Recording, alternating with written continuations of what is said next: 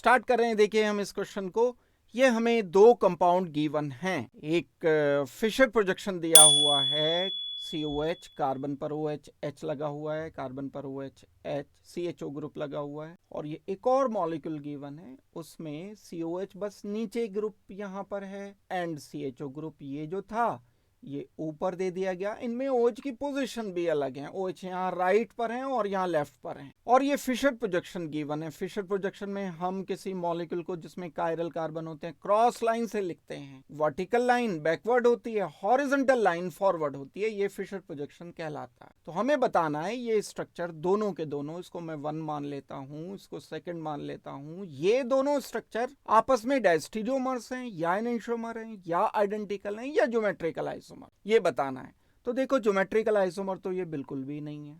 पहली बात तो ये हो गई, क्योंकि ज्योमेट्रिकल आइसोमर्स तो बच्चों वो होते हैं जिनमें डबल बॉन्ड या कोई मॉलिक्यूल साइक्लिक होता है। डबल बॉन्ड होने के बाद AB ओरिएंटेशन जब आता है तब वो ज्योमेट्रिकल हो सकता है। यहाँ पर AB ग्रुप लगा हुआ है, AB ग्रुप लगा हुआ है, तब ये सिस ओरिएंटेशन हो गया। और अगर मैं B एंड A को इंटरचेंज कर देता हूं, यहां पर B लिख देता हूं, यहां A लिख देता हूं एंड AB यहां लिखे रहने देता हूं, तो ये ट्रांस हो गया। तो ये ज्योमेट्रिकल आइसोमर होंगे जब रेस्ट्रिक्टेड रोटेशन होगा, दैट मींस डबल बॉन्ड होगा। या कई बार साइक्लिक मॉलिक्यूल में भी ज्योमेट्रिकल आइसोमेरिज्म आ जाता है। तो ज्योमेट्रिकल तो ये वाले दो स्ट्रक्चर नहीं है, क्योंकि इनमें कार्बन कार्बन डबल बॉन्ड नहीं। अब बात आती है कि क्या ये डायस्टीरियोमर्स हैं, क्या ये एनेंटियोमर्स हैं या आइडेंटिकल। तो मैं इस फर्स्ट वाले फिशर प्रोजेक्शन का एक ओरिएंटेशन लिख देता हूं। हम इसको डिकोड कर लेते हैं कि ये मॉलिक्यूल है किस तरीके का। ये मॉलिक्यूल कुछ इस तरीके का मॉलिक्यूल, यहां पर हमें गिवन है, सपोज करते हैं OH दे दिया। यहाँ इस कार्बन पर फॉरवर्ड लिखा हुआ है OH, यहां पर H लिखा हुआ है। बैकवर्ड ये वैलेंसी हो गई, ये बैकवर्ड वैलेंसी हो गई। मैंने अभी आपको बताया था कि जो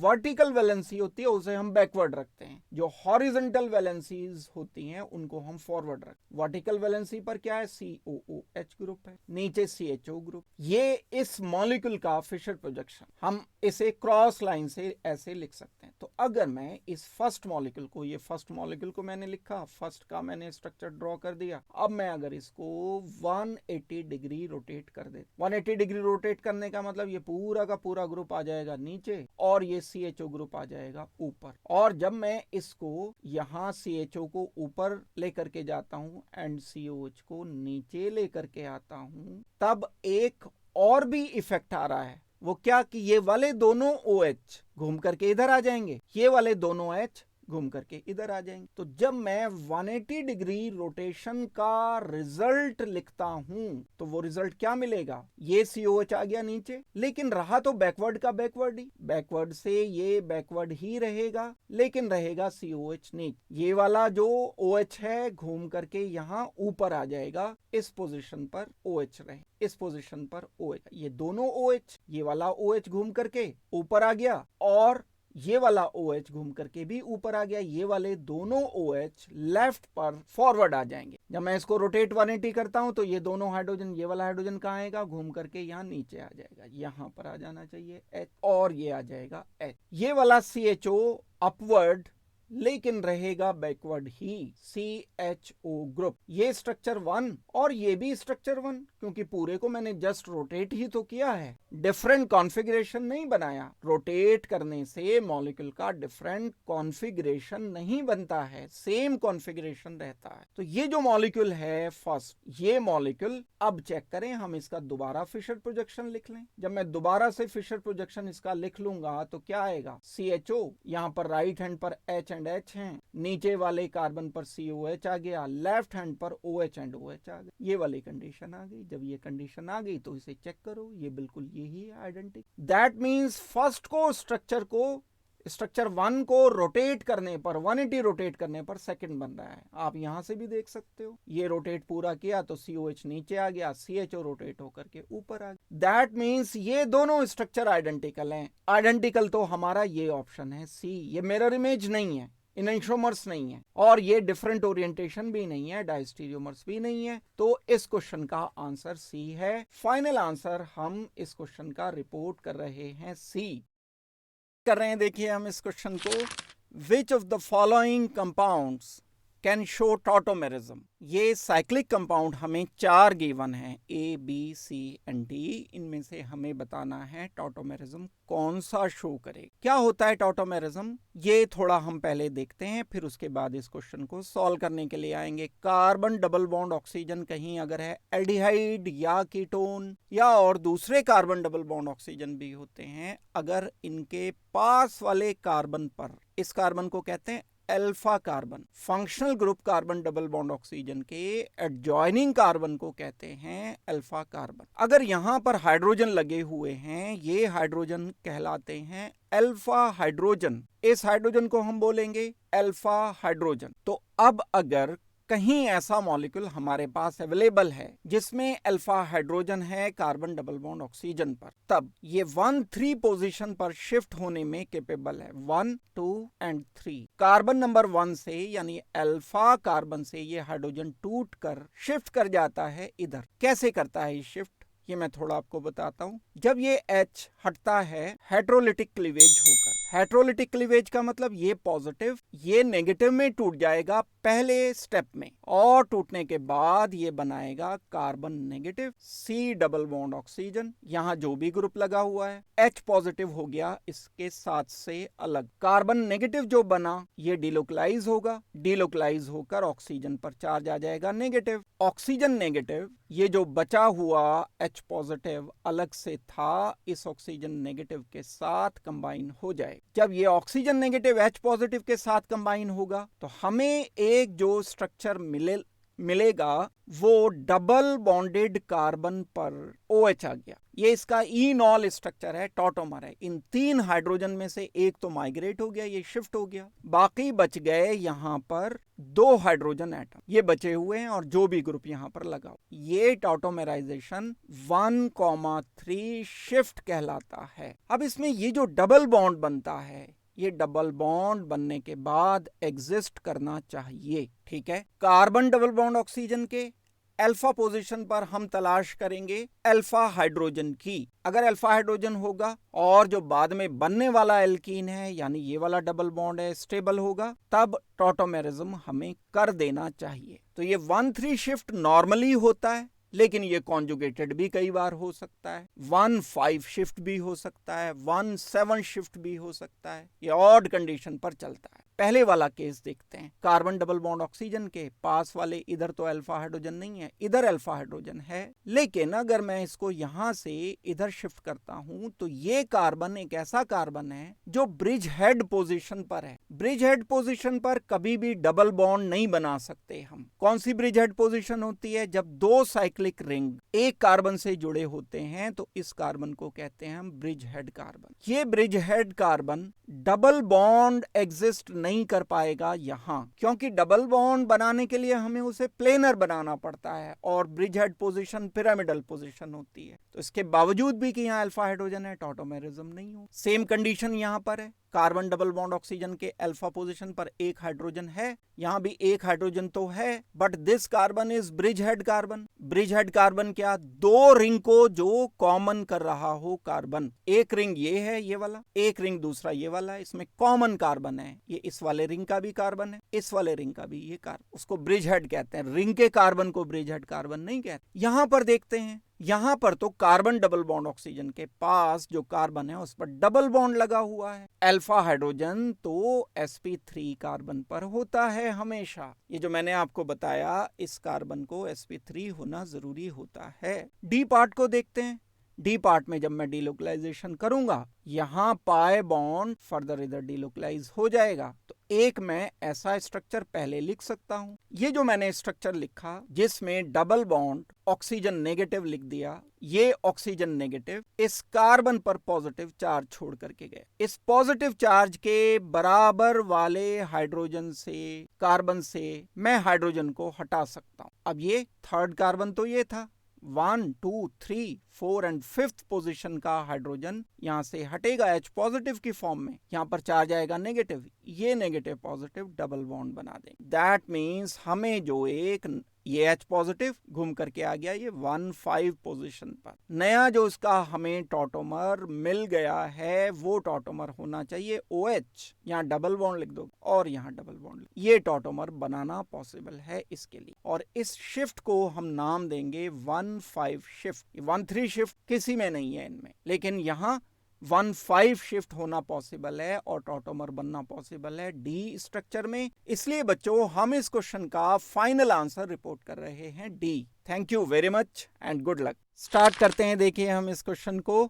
Which of the following compounds will show cis trans isomerism? ये हमें 4 कंपाउंड गिवन हैं, इनमें से हमें बताना है कि कौन सा सिस ट्रांस आइसोमेरिज्म शो करेगा। पहला मॉलिक्यूल है जिसमें कार्बन पर 2 इथाइल ग्रुप लगे हैं, दूसरे कार्बन पर एक H एक CH3 ग्रुप लगा हुआ है। दूसरा मॉलिक्यूल, पहले का मैं एक बार स्ट्रक्चर बना देता हूं, फिर सेकंड मॉलिक्यूल को एग्जामिन करेंगे। डबल बॉन्डेड कार्बन को हमें चेक करना होता है। इस पर एक हाइड्रोजन ग्रुप लगा हुआ है, एक CH3 ग्रुप लगा हुआ है, एक इथाइल ग्रुप लगा हुआ है C2H5 एंड दूसरा भी C2H5 ग्रुप लगा हुआ है। ये फर्स्ट का मैंने स्ट्रक्चर लिखा, सेकंड वाले का मैं स्ट्रक्चर ड्रॉ कर रहा हूं। यहाँ पर डबल बॉन्डेड कार्बन पर एक ग्रुप लगा है इधर Cl, दूसरा ग्रुप भी Cl ग्रुप लगा हुआ है। ये 2 क्लोरीन लगे हुए हैं इस डबल बॉन्डेड कार्बन पर। दूसरे कार्बन पर एक यहाँ हाइड्रोजन कनेक्टेड है, दूसरा भी हाइड्रोजन कनेक्टेड है। सी पार्ट को हम एग्जामिन करते हैं। सी पार्ट में डबल बॉन्डेड कार्बन पर एक तरफ हाइड्रोजन कनेक्टेड है एंड हाइड्रोजन के साथ ये CH3 ग्रुप लगा हुआ है, CH3 में लिख देता हूं। दूसरे कार्बन पर इस पर एक हाइड्रोजन लगा हुआ है और एक C6H5 ग्रुप लगा हुआ है। C6H5 benzene group, phenyl group जिसे हम बोलते हैं। डी पार्ट का भी मैं स्ट्रक्चर बना देता हूं। डबल बॉन्डेड कार्बन पर एक ब्रोमीन ग्रुप है, दूसरा भी ब्रोमीन ग्रुप है, दूसरे डबल बॉन्डेड कार्बन पर क्लोरीन है, एक क्लोरीन है। ये चारों स्ट्रक्चर मैंने ड्रॉ कर दिए। कौन ज्योमेट्रिकल आइसोमेरिज्म शो करता है? ज्योमेट्रिकल आइसोमेरिज्म शो करने के लिए 2 कंडीशन हमें चाहिए होती है। नंबर 1, एक तो डबल बॉन्ड हो कार्बन कार्बन में, या हम बोल सकते हैं रोटेशन रेस्ट्रिक्टेड हो। कार्बन सिंगल बॉन्ड कार्बन नहीं होना चाहिए, रोटेशन को रेस्ट्रिक्टेड होना चाहिए ताकि एक स्ट्रक्चर दूसरे स्ट्रक्चर में कन्वर्ट ना हो सके। Carbon double bond carbon means restricted rotation. दूसरे नंबर पर ज्योमेट्रिकल आइसोमेरिज्म शो करने के लिए इन डबल बॉन्डेड कार्बन पर दोनों तरफ डिफरेंट ग्रुप होने चाहिए। यहां पर अगर AB ग्रुप लगा हुआ है तो यहां पर भी डिफरेंट ग्रुप हो, AB या AC ग्रुप होना चाहिए। इन दोनों कार्बन पर अगर सेम ग्रुप आ गए तो हम 2 डिफरेंट ज्योमेट्रिकल आइसोमर ड्रॉ नहीं कर सकते। तो यहां पर AB ग्रुप का होना जरूरी है या AB XY ग्रुप का होना जरूरी। जैसे अगर मैं ये लिखता हूं तो यहां पर H के साथ क्या आ रहा है? C2H5 आ रहा है। अगर मैं इसको इंटरचेंज कर देता हूं, CH3 को अपवर्ड कर देता हूं, H को डाउनवर्ड कर देता हूं, यहां पर CH3 लिख दिया मैंने ऊपर। यहाँ इथाइल ग्रुप है, ET मतलब इथाइल C2H5, ET मतलब इथाइल C2H5 लिख दिया। तो अभी भी H के साथ इथाइल ग्रुप ही आ रहा है, पहले भी H के साथ इथाइल ग्रुप था। ये दोनों आइडेंटिकल स्ट्रक्चर काउंट होंगे, इसलिए ये ज्योमेट्रिकल आइसोमर नहीं शो करेंगे। ज्योमेट्रिकल आइसोमर मतलब सिस ट्रांस आइसोमेरिज्म ये शो नहीं करेंगे। दूसरा केस ये भी बिल्कुल ऐसा ही है। अगर मैं Cl को डाउनवर्ड करता हूं, Cl को अपवर्ड, तो ये तो बिल्कुल आइडेंटिकल है। H के साथ अभी भी Cl है, बाद में भी। इधर मैं कर नहीं सकता हूं। अगर मैं Cl को इधर लिख दूंगा दूसरे कार्बन पर, तब तो बॉन्डिंग ही चेंज हो जाएगी, तब ज्योमेट्रिकल आइसोमर या सिस ट्रांस आइसोमर नहीं बन पाएंगे। फिर तो ये पोजिशनल आइसोमर बन जाएगा। बॉन्डिंग सेम रखते हुए हम स्टीरियो आइसोमर्स लिखते हैं। ये सी पार्ट में मैं H के साथ CH3 लिखता हूं एक डबल बॉन्डेड कार्बन पर। अभी पहले स्ट्रक्चर में H के साथ H आ रहा है। अगर मैं इसको इंटरचेंज करता हूं और एक नया स्ट्रक्चर लिखूंगा जिसमें CH3 को मैंने अपवर्ड कर दिया, कार्बन नंबर जो भी है ये 1 या 2 जो भी कह सकते हो आप इसको, हाइड्रोजन को मैंने डाउनवर्ड कर दिया, इस हाइड्रोजन को लिख दिया नीचे, बॉन्ड तोड़कर इधर लिख दिया, CH3 को ऊपर लिख दिया। यहां 1 कार्बन पर दूसरे कार्बन पर पोजीशन वैसी ही रहने दी। अब ये जो स्ट्रक्चर मुझे मिला है पहले से डिफरेंट स्ट्रक्चर है। इस हाइड्रोजन के रेस्पेक्ट में हम देखते हैं, अगर हम इन हाइड्रोजन के रेस्पेक्ट में देखते हैं। ये hydrogen and hydrogen trans position पर हैं, इसको बोला जाएगा ट्रांस। ये hydrogen and hydrogen cis position पर हैं, इसको बोला जाएगा सिस। सेम पोजीशन पर जब आते हैं, ये दोनों आइडेंटिकल स्ट्रक्चर नहीं हैं, ये दोनों एक दूसरे के ज्योमेट्रिकल आइसोमर या सिस ट्रांस आइसोमर्स बोले जाएंगे। यही हमारा आंसर होगा। डी पार्ट में तो फिर ये ग्रुप दोनों सेम आ गए, Br एंड Cl, तो डी तो नहीं होगा हमारा आंसर। इस क्वेश्चन का आंसर फाइंड करने के लिए डबल बॉन्डेड कार्बन पर डिफरेंट ग्रुप रिक्वायर्ड हैं। जैसे डिफरेंट ग्रुप ये CH3H एंड HC6H5, ये दोनों डिफरेंट ग्रुप आ गए, इसलिए हम आंसर रिपोर्ट कर रहे हैं अपना सी। आंसर फाइनल हमारा है C. Thank you very much and good luck. Start कर रहे हैं, देखिए हम इस क्वेश्चन को। ये एक मॉलिक्यूल हमें गिवन है CH3COCH2 CH double bond CH CHCl CH3। Total number of stereo isomers बताने हैं। स्टीरियो आइसोमर्स वो आइसोमर्स होते हैं जिनमें बॉन्डिंग तो एक ही जैसी रहे, लेकिन स्पेस में एटम्स एंड ग्रुप्स के ओरिएंटेशन डिफरेंट हो जाएं। बॉन्डिंग को चेंज नहीं करना है स्टीरियो आइसोमर्स, अदरवाइज वो स्ट्रक्चरल आइसोमर्स बन जाते, बस उनके ओरिएंटेशन डिफरेंट कर सकते हैं। ओरिएंटेशन जब हम डिफरेंट करते हैं तो दो तरह से कर सकते हैं। स्टीरियो आइसोमर्स उसी बेस पर दो तरह के होते हैं, एक होते हैं ऑप्टिकल आइसोमर्स, एक होते हैं ज्योमेट्रिकल आइसोमर। ज्योमेट्रिकल आइसोमर जब डबल बॉन्ड पर या साइक्लिक मॉलिक्यूल में रोटेशन के रेस्ट्रिक्शन की वजह से अलग अलग ओरिएंटेशन बनते हैं, तब हम ज्योमेट्रिकल आइसोमर बोलते हैं। ऑप्टिकल आइसोमर हम कब बोलते हैं? ऑप्टिकल आइसोमर्स वो आइसोमर्स होते हैं जिसमें हम कायरल कार्बन की वजह से दो या दो से ज्यादा ओरिएंटेशन लिखते हैं। ऑप्टिकल आइसोमर कैसे बनेंगे? एक सिंगल कायरल कार्बन सपोज करते हैं किसी मॉलिक्यूल में है, तो हम उससे चार डिफरेंट ग्रुप लिखेंगे। कायरल कार्बन का मतलब है A, B, C and D, चार डिफरेंट ग्रुप लिख सकते हैं। अब इसका डिफरेंट ओरिएंटेशन कैसे लिखा जाएगा? दो वैलेंसी अपनी जगह लिखे रहने दो, A अपनी जगह पर, B अपनी जगह पर, C एंड D को एक दूसरे से इंटरचेंज कर दो, बाकी की बची हुई दो को इंटरचेंज कर दो। कोई सी भी दो वैलेंसी अपनी जगह रखकर बाकी बची हुई दो को इंटरचेंज कर देने से नया कॉन्फ़िगरेशन बन जाता है, नया स्टीरियो आइसोमर बन जाता है कायरल कार्बन पर। मैं यहाँ क्या लिखूंगा? यहाँ लिखूंगा एक D एंड C को इंटरचेंज करना है ना, यहाँ लिख दूंगा D और यहाँ लिख दूंगा। तो first and second are stereo isomer, optical isomer. एक कायरल कार्बन सिंगल है तो ये एनैंटियोमर्स होंगे डेफिनेट। अब ज्योमेट्रिकल आइसोमर की बात कर लेते हैं। ज्योमेट्रिकल आइसोमर तब बनते हैं जब डबल बॉन्ड पर दोनों तरफ डिफरेंट ग्रुप लगे हों। अगर यहाँ पर A B ग्रुप लगा है, यहाँ पर X Y ग्रुप लगा है, तो रोटेशन रेस्ट्रिक्टेड है। A के साथ X ग्रुप आ गया, एक बार A के साथ Y ग्रुप आ जाए, तो इस मॉलिक्यूल में डबल बॉन्ड भी मौजूद है, कायरल कार्बन भी मौजूद है। डबल बॉन्ड की वजह से दो बनेंगे एंड कायरल कार्बन की वजह से दो बनेंगे, यानी टोटल चार स्ट्रक्चर बने और चारों के चारों डिफरेंट स्ट्रक्चर होंगे, आइडेंटिकल नहीं काउंट। हम इन्हें इवन लिख भी सकते हैं। डबल बॉन्ड की वजह से दो कैसे बनेंगे? मैं ऐसे लिख देता हूं डबल बॉन्ड, जैसे हम सिस एंड ट्रांस लिख सकते हैं डबल बॉन्ड की वजह। यहां मैं कायरल वाला कार्बन लिख, ये फॉरवर्ड एंड ये बैक, चार स्ट्रक्चर लिख करके मैं इनमें फीड करूंगा। जो लिखने का वे है आप उसे केयरफुली देख। ये चारों स्ट्रक्चर्स अलग अलग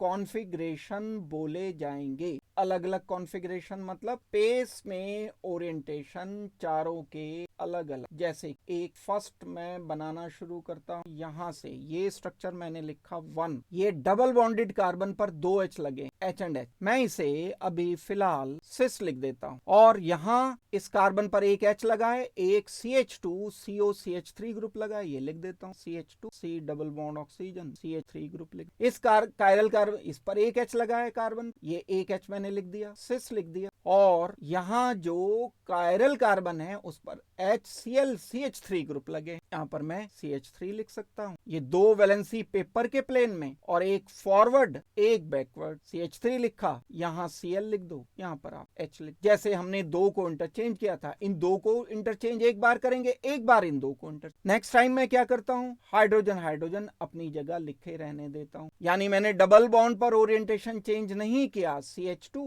C double bond oxygen and CH3, लेकिन मैंने इस कायरल कार्बन कार्बन पर ओरिएंटेशन चेंज कर दिया। कायरल कार्बन पर ओरिएंटेशन चेंज करने के लिए क्या करना होगा, दो वैलेंसी अपनी जगह, जो कि तुम ये वाली दो वैलेंसी अपनी जगह, लेकिन इन दो को इंटरचेंज कर दिया, H बैकवर्ड लिख दिया, Cl फॉरवर्ड लिख दिया, तो यहां ओरिएंटेशन डिफरेंट हो गया। That's why this is different orientation and stereoisomer number 2। Next time हम क्या करते हैं, स्ट्रक्चर फर्स्ट में सिस की जगह ट्रांस लिख देते। अब लेकिन इस कायरल कार्बन को हम कुछ नहीं करेंगे, यहां ट्रांस लिख देंगे, बस इधर H लिख दिया, इधर H लिख दिया, ये H ट्रांस हो गए, and CH2 C double bond oxygen CH3 trans. लेकिन इस कायरल को जो का तू Cl फॉरवर्ड है तो Cl फॉरवर्ड ही लिखना है, H बैकवर्ड है तो H बैकवर्ड ही लिख। ये मैं थोड़ा सा करेक्ट कर देता हूं, यहां पर Cl एंड H की जो मैंने फॉरवर्ड बैकवर्ड वाली ये ओरिएंटेशन ये मैं ठीक कर, ये मुझे लिखना होगा बैकवर्ड, यहां ये लिखना होगा फॉरवर्ड। H एंड Cl को चेंज किया ना, H इधर कर दिया, Cl इधर, तो मुझे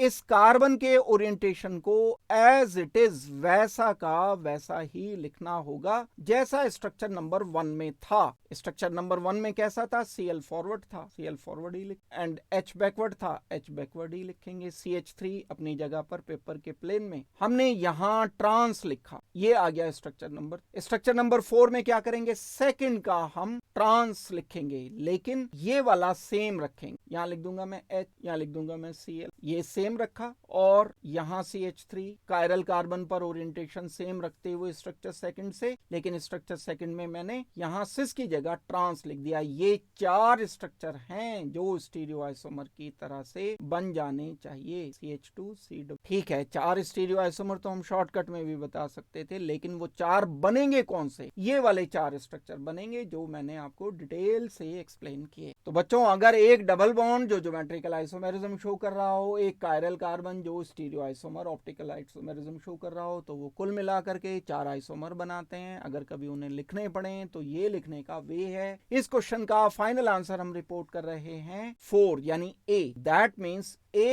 is our final answer. Thank you very much and good luck. Question start करते हैं। Which of the following compound can yield only one monochlorinated product upon free radical chlorination? ये हमें कुछ मॉलिक्यूल्स दिए हैं, 2,2-dimethyl propane, 2-methyl propane, 2-methyl butane, N-butane। ये सब alkanes हैं। एल्केन का जब हम क्लोरीनेशन करते हैं, Cl2 से रिएक्शन करते हैं, तो क्लोरीनेटेड कंपाउंड बनते हैं, मीन्स एल्काइल हैलाइड बनते। तो कितने बनेंगे वो उनके स्ट्रक्चर पर डिपेंड करता है। जैसे अब मैं मीथेन लेता हूं, CH4 लेता हूं, CH4 का क्लोरीनेशन कराने पर, Cl2 रिएक्शन करने पर मोनोक्लोरीनेशन करना है, यानी एक क्लोरीन इंट्रोड्यूस करना है, बस एक से ज्यादा नहीं। तो यहां पर एक ही कंपाउंड बनेगा, CH3Cl। अगर मैं इथेन लेता हूं, जैसे कि CH3 सिंगल बॉन्ड CH3, इसका मोनोक्लोरीनेशन किया तो सिर्फ एक ही कंपाउंड बन जाएगा, 1 क्लोरो। इधर से लिखता हूं या मैं इधर भी लिख सकता हूं, तो एक ही बात है। लेकिन अगर प्रोपेन आपको दिया गया तो प्रोपेन के केस में मोनोक्लोरीनेशन करने पर 2 कंपाउंड मिलेंगे, एक 1 क्लोरोप्रोपेन मिल जाएगा, एक 2 क्लोरोप्रोपेन मिल जाएगा। ये भी मोनोक्लोरो कंपाउंड है, ये भी मोनोक्लोरो कंपाउंड है। मींस प्रोपेन एक ऐसा मॉलिक्यूल है जिसमें 2 मिलेंगे। तो अब ये समझते हुए आप इस क्वेश्चन को दोबारा से समझो। Which of the following compound can yield only 1 monochlorinated product? इसे रिवर्स सोचना है, यानी इन कंपाउंड में से कौन सा ऐसा कंपाउंड है हमारे पास जो सिर्फ एक मोनोक्लोरीनेटेड प्रोडक्ट बना पाए, जिसका अगर हम मोनोक्लोरीनेशन कर दें तो हम इनका सबका स्ट्रक्चर लिख लें एक एक करके। 2,2-डाइमिथाइल प्रोपेन, 2,2-डाइमिथाइल प्रोपेन का स्ट्रक्चर अगर मैं लिखूंगा तो ऐसा कुछ बन जाएगा, CH3 CH3 CH3 CH3। Symmetrical है बिल्कुल। ये वाला जो CH3 है, ये CH3 ये CH3 ये CH3 एक ही जैसे CH3 है। ये सारे हाइड्रोजन एक जैसे हैं, सब के सब प्राइमरी हाइड्रोजन। चाहे मैं यहां से H हटाता हूं, चाहे इधर से H हटाता हूं, चाहे इधर से H हटाता हूं, चाहे इधर से H, ये आइडेंटिकल है। जब मैं मोनोक्लोरीनेशन इसका कर दूंगा, Cl2 से रिएक्शन कर दूंगा, तो मॉलिक्यूल मुझे मिल जाएगा CH3C CH3 CH2Cl CH3। किसी को लगेगा कि हम इधर भी तो लिख सकते हैं, तो ये आइडेंटिकल होगा बच्चों। कैसे? CH3C CH2Cl CH3, ये आइडेंटिकल स्ट्रक्चर बना। क्यों बना आइडेंटिकल? जब मैं इसका नाम लिखूंगा तो ऐसे लिखूंगा ना, 1 2 एंड 3, 1 क्लोरो 2,2-डाइमिथाइल प्रोपेन। इसका नाम लिखूंगा तो गिनती यहां से करूंगा 1 2 एंड 3, 1 क्लोरो 2 2 डाइमिथाइल प्रोपेन, दोनों का यूपीएससी नेम सेम आया है, तो ये दोनों मॉलिक्यूल एक जैसे हैं, अलग अलग नहीं हैं। अब आप Cl चाहे यहां पर लगाओ या इधर लगा दो, चाहे इधर लगा दो, चाहे इधर लगा दो, एक ही बात, यानी only one product is obtained. हमारा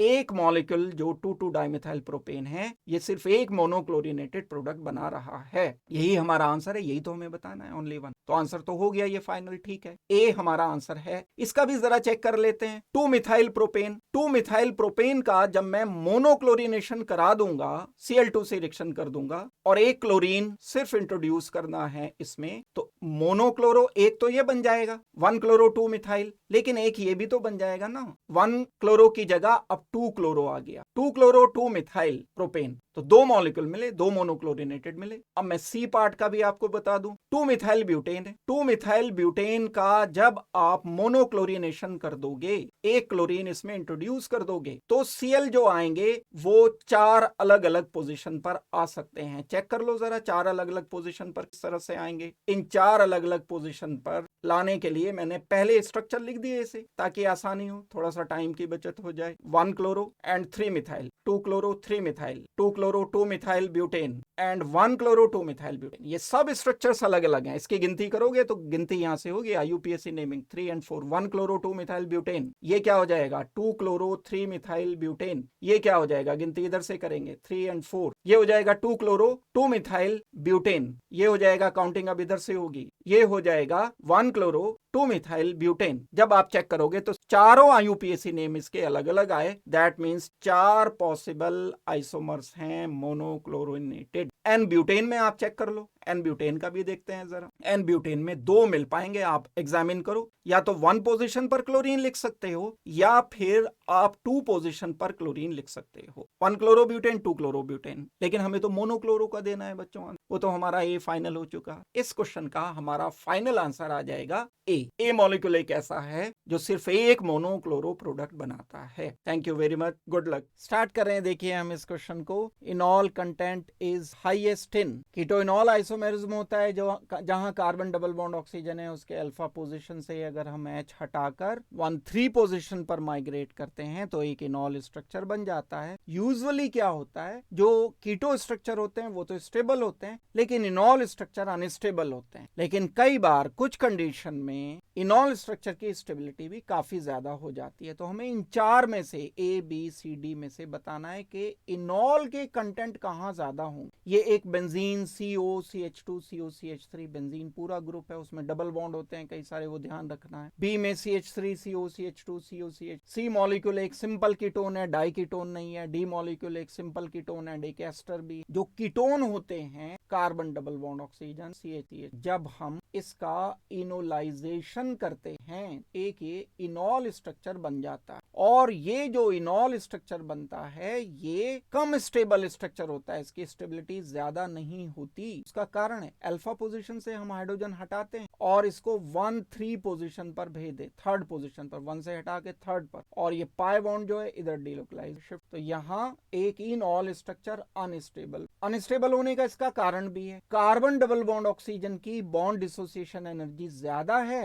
कार्बन डबल बॉन्ड कार्बन की बॉन्ड डिसोसिएशन एनर्जी कम है, जिसकी वजह से इनॉल स्ट्रक्चर कम स्टेबल होते हैं, कीटो स्ट्रक्चर ज्यादा स्टेबलाइज। अब कई बार क्या होता है, ये तो कम बनेंगे, अगर अनस्टेबल है तो इक्विलिब्रियम में ये कम एग्जिस्ट करते हैं। लेकिन कई बार क्या होता है, कुछ बाहर से रीजंस ऐसे मिल जाते हैं इस इनऑल को, जिसकी वजह से ये ज्यादा स्टेबलाइज हो जाते। कुछ फैक्टर्स इनऑल को स्टेबलाइज करते हैं। वो कौन से फैक्टर? वो फैक्टर्स हैं हाइड्रोजन बॉन्डिंग। इसके अलावा वो फैक्टर है कॉन्जुगेटेड होना। अगर ये जो एल्कीन बना है डबल बॉन्डेड, ये कॉन्जुगेटेड हो जाता है, कॉन्जुगेशन मिल जाता है इसे, डबल बॉन्ड फिर सिंगल फिर डबल फिर सिंगल फिर डबल, तो इसकी स्टेबिलिटी इनॉल की बहुत बढ़ जाती है। और भी रीजंस हैं। और रीजन क्या है? एरोमेटिसिटी मिल जाए, अगर इस एल्कीन एरोमेटिसिटी मिल जाती है इस कार्बन डबल बॉन्ड कार्बन को, तो ये हाईली स्टेबल हो जाता है। कुछ और भी कारण हो, तो ये 3 रीजन फिलहाल मैंने आपको ऐसे बताए, इसकी वजह से इनोलाइजेशन का रेट राइट हैंड पर बढ़ बढ़ जाता है, यानी कीटो से इनॉल ज्यादा बनने लगता है। अगर इनॉल में ये तीन बातें या उसमें से कोई दो या उसमें से कोई एक पाई जाती है तो ये क्या करेंगी, मोर स्टेबल कर देंगे, मोर स्टेबल इन ऑल। अगर ये तीन फैक्टर पाए जाते हैं तो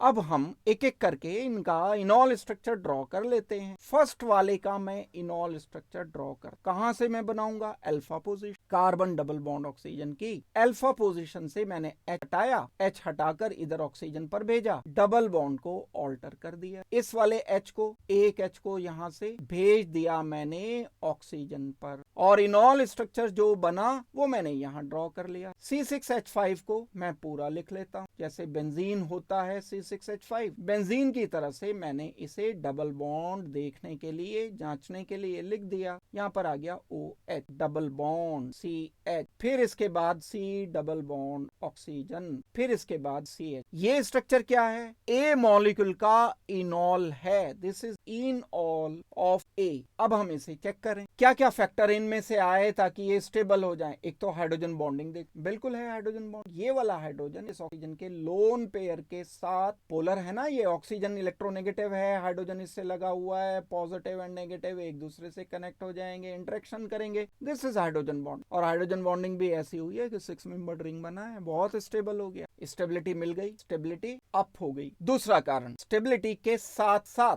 हाइड्रोजन बॉन्डिंग के साथ साथ यहां डबल बॉन्ड, फिर सिंगल बॉन्ड, फिर डबल बॉन्ड, ये कॉन्जुगेशन मिला, ये डबल बॉन्ड है, पाई बॉन्ड है, फिर सिग्मा बॉन्ड है, फिर पाई बॉन्ड। कॉन्जुगेशन यहां नहीं था, ये कॉन्जुगेशन नहीं था, ये नया कॉन्जुगेशन इसको एक मिल गया, स्टेबिलिटी अप। तीसरी बात, एक और कॉन्जुगेशन इसको मिला है, बड़ा है, इस कार्बन डबल बॉन्ड कार्बन के साथ जो इन ऑल का है, ये बेंजीन रिंग का डबल बॉन्ड भी कॉन्जुगेशन करेगा, स्टेबिलिटी अप। दैट मींस ये सारे फैक्टर मिलकर इस इनॉल को स्टेबल कर देंगे, इनॉल कंटेंट हाई होंगे इसमें। यहां भी कॉन्जुगेशन मिलेगा, यहां भी हाइड्रोजन बॉन्ड बनेगा बी में, लेकिन बेंजीन नहीं है, बेंजीन वाला कॉन्जुगेशन इसमें कम रह गया, तो इसलिए थोड़ा सा ये पीछे रह जाएगा, बी ए से पीछे रह जाएगा। यहां तो दो नहीं है, कार्बन डबल बॉन्ड ऑक्सीजन एक ही है, तो हाइड्रोजन बॉन्डिंग नहीं हो पाएगी, इसमें तो इनॉल कंटेंट सबसे कम बनेंगे। यहां बनेंगे हाइड्रोजन बॉन्डिंग, लेकिन इसमें बेंजीन रिंग इसमें भी नहीं है, तो कॉन्जुगेशन एक्स्ट्रा नहीं हो पाएगा, तो डी पार्ट भी हमारा आंसर नहीं है। ए पार्ट हमारा फाइनल आंसर इसलिए होना चाहिए क्योंकि इसमें तीन फैक्टर हैं जो स्टेबिलिटी को इनॉल की गवर्न कर रहे हैं। तो बच्चों इसलिए इस क्वेश्चन का फाइनल आंसर हम रिपोर्ट कर रहे हैं A. Thank you very much and good luck. Start कर रहे हैं, देखिए हम इस क्वेश्चन को, configuration of the following compound is, ये एक हमें फिशर प्रोजेक्शन गिवन है और हमें इसका कॉन्फ़िगरेशन बताना है। डेफिनेटली कायरल कार्बन का ही हम कॉन्फ़िगरेशन बताएंगे, ये वाले दो कायरल कार्बन एटम्स इसमें मौजूद। अब हम इसकी नंबरिंग कर लेते हैं IUPAC नेमिंग के अकॉर्डिंग। कार्बोक्सिलिक एसिड को बड़ा फंक्शनल ग्रुप है क्योंकि 1 बोला जाएगा, ये 2 हो जाएगा, ये 3 हो, ये 4 हो, तो 2 कार्बन पर कॉन्फ़िगरेशन हमें डिसाइड करना है। 3 कार्बन पर जो कि कायरल हैं, 2 and 3 कायरल कार्बन एटम्स हैं, इन पर कॉन्फ़िगरेशन कौन से हैं,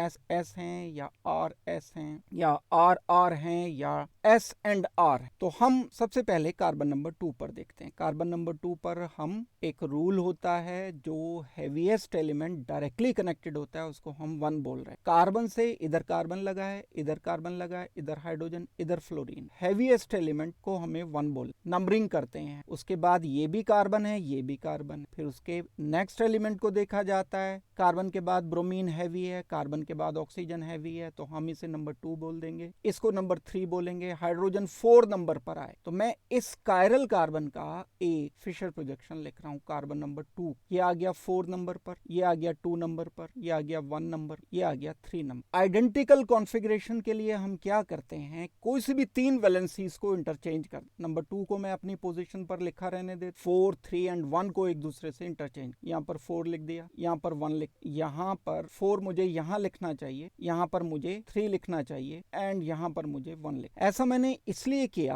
क्योंकि फिशर प्रोजेक्शन में ये 2 वैलेंसीज जो हॉरिजॉन्टल होती हैं ये फॉरवर्ड आती हैं, ये जो वर्टिकल वैलेंसीज होती हैं ये बैकवर्ड। मुझे नंबर 4 को मैक्सिमम डिस्टेंस पर देखते हुए कॉन्फ़िगरेशन डिसाइड करना, तो मैं इनको ऐसे लिख सकता हूँ, ये हो गया नंबर नंबर 1, ये हो जाएगा नंबर 2 बैकवर्ड वाला, ये हो जाएगा नंबर 4 बैकवर्ड वाला, एंड नंबर 3 हो जाएगा फॉरवर्ड। मुझे मॉलिक्यूल को अब इस तरह से देखना है कि 4 मैक्सिमम डिस्टेंस पर आए। यहां से मैं ऐसे विजुलाइज करूं, मैक्सिमम डिस्टेंस पर मुझे 4, जब मैक्सिमम डिस्टेंस पर मुझे 4 दिखेगा तो 1 2 3 का सीक्वेंस देखा जाएगा। 1, फिर उसके बाद बैकवर्ड 2, फिर इसके बाद 3। ये एंटी क्लॉक एक स्ट्रक्चर मिला, यानी जो कॉन्फ़िगरेशन मिला ये एंटी क्लॉक मिला, इसलिए मैं कायरल कार्बन नंबर 2 पर S configuration finalise. Chiral carbon number 2 पर एस कॉन्फ़िगरेशन, अब या तो ये हो सकता है या ये हो। नंबर 2 पर मैंने कॉन्फ़िगरेशन डिसाइड कर दिया, नंबर 3 पर भी मैं यही पैटर्न यूज करते हुए कॉन्फ़िगरेशन डिसाइड करने की कोशिश कर। नंबर 3 पर हम किस तरह से चेक करेंगे? नंबर 3 पर सबसे बड़ा ग्रुप जो है बच्चों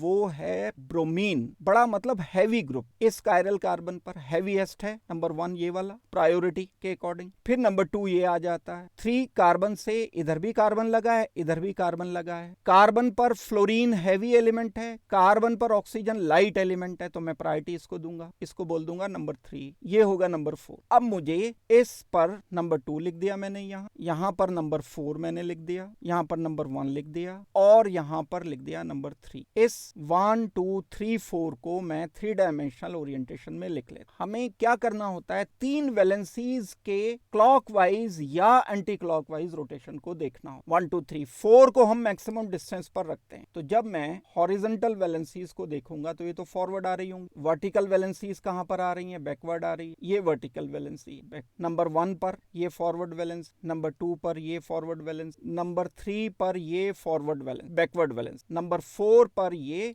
वैलेंसी हो गई मेरे पास बैकवर्ड। तो मुझे ऐसी जगह से इसको देखना है जहां से ये नजर आए 4 मैक्सिमम डिस्टेंस। तो 1 के बाद 2 कहां पर आएगा? ये 2, ये तो 3 आ गया बीच में, तो 1 2 एंड 3 ये ऑर्डर है। ये ऑर्डर जो आया है क्लॉकवाइज ऑर्डर आया। क्लॉकवाइज ऑर्डर के लिए हम लिखते हैं आर एंटी क्लॉक ऑर्डर के लिए हम लिखते हैं एस कॉन्फ़िगरेशन। तो कुल मिलाकर के ये 3rd कार्बन पर 3 कार्बन पर कॉन्फ़िगरेशन हमारा आ जाएगा आर। यहां पर मुझे डिसाइड करना होगा, दैट मींस ये एस आ गया था हमारा, लेकिन अब यहां पर 3 पर फिर एस दिया है, लेकिन 3 पर तो हमारा आर आ रहा है। इस क्वेश्चन का हमें बच्चों आंसर फाइनलाइज करना चाहिए D. D is our final answer. Thank you very much and good luck.